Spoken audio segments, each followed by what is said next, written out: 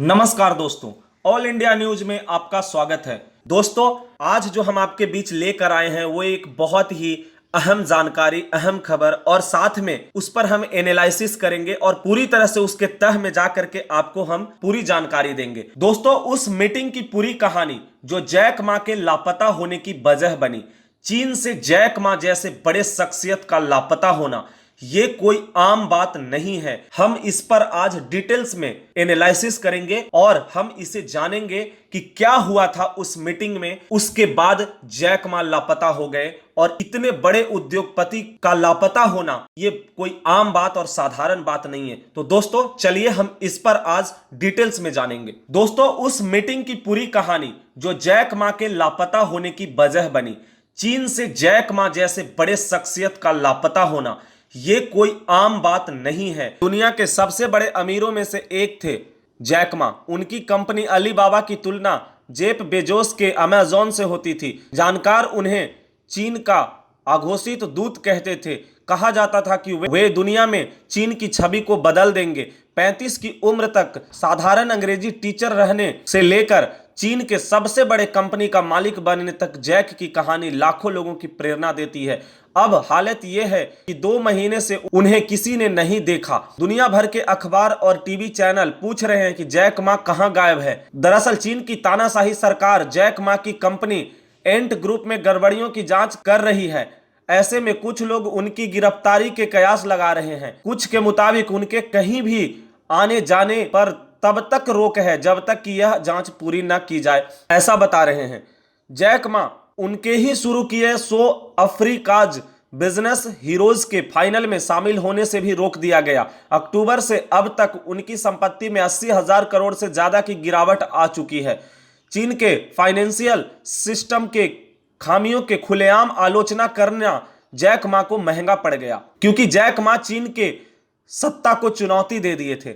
2013 में ही communist party के आधिकारिक मुखपत्र पीपुल्स डेली को दिए इंटरव्यू में जैक मा ने बिजनेस में चीनी सरकार के दखल की आलोचना की थी। उन्होंने सरकार के फाइनेंशियल सिस्टम को सिर्फ 20% के लिए फायदेमंद बताया था। दुनिया भर में सुपरस्टार थे जैक मा। जी हां दोस्तों, यही छवि दुश्मन बनी। जैक मा के ई कॉमर्स और फिटनेस बिजनेस तय करते थे कि चीन के लोग किस तरह शॉपिंग करेंगे, कैसे खर्च करेंगे और कैसे बचत करेंगे।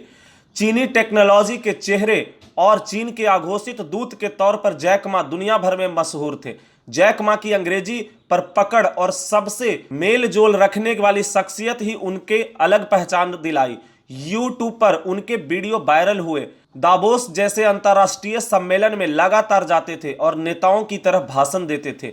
कभी कंपनी के इवेंट्स में माइकल जैक्सन जैसे कपड़े पहनकर डांस करते थे, तो कभी शॉर्ट फिल्म में अपने कूफू कौशल का प्रदर्शन करने लगते थे। क्वार्टर्स के मुताबिक जैक मा बहुत पॉपुलर हो गए थे।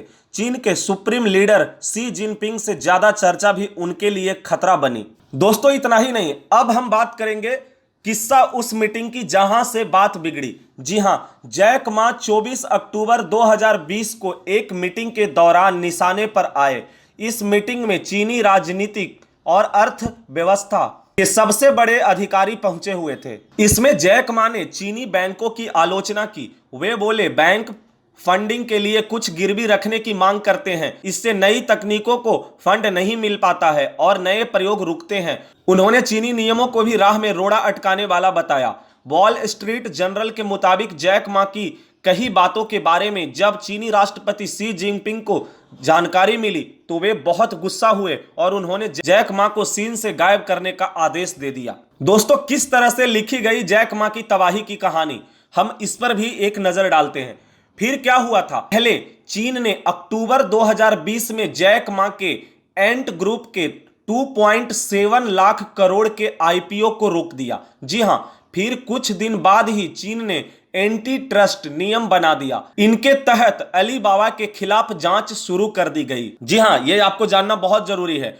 अलीबाबा के खिलाफ जांच शुरू कर दी गई। इससे अलीबाबा के मार्केट कैप में 10 लाख करोड़ रुपए से ज्यादा की गिरावट आ गई। जी हां दोस्तों, ये एक तरह से पूरी स्क्रिप्ट लिखी गई थी। ये स्क्रिप्ट साफ पता चलता है कि या तो बीजिंग से लिखी गई या शी जिनपिंग के दफ्तर से लिखी गई। ये हमारा एनालिसिस नहीं है, जैसा कि जैक मा को जानने वाले और कई ऐसे मैगजीन ने ये खबर छापे हैं। जैक मा को सबक सिखाने के लिए चीन इस हद तक गया, उसकी सेंट्रल बैंक ने एंट ग्रुप के अफसरों से अपने पूरे बिजनेस को नए नियमों के हिसाब से रजिस्टर करने को कह दिया, ताकि क्रेडिट इंश्योरेंस और मनी मैनेजमेंट से जुड़ी गड़बड़ियां को दूर किया जा सके। किसी गड़बड़ी की स्थिति में कंपनी के अधिकारियों की सीधी जिम्मेदारी भी तय की गई। क्वार्टर्स के मुताबिक दुनिया के सबसे वैल्यूएबल कंपनी में से एक को रीस्ट्रक्चर करने की यह कोशिश इसे कर्ज में डुबा देगी। फिर भी एंट ग्रुप के अधिकारी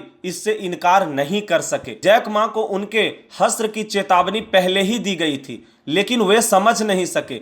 एक साल पहले ही पीपुल्स डेली ने अपने संपादकीय में जैक मा के नाम एक कड़ी चेतावनी छापी थी। मा यून जैक मा का चीनी नाम का कोई युग नहीं है, यह युग है जिसमें मा यून भी है।